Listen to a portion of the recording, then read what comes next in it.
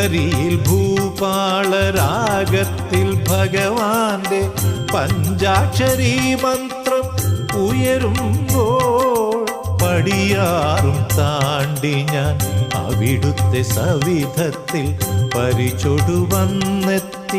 നിന്ന പുണ്യം എൻ്റെ പരിതാപമൊഴിയുന്ന സത്മുഹൂർത്തം.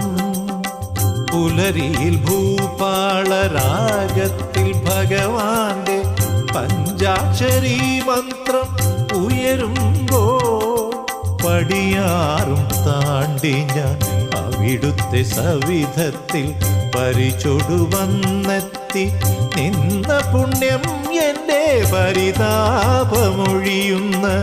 സത്മുഹൂർത്തം.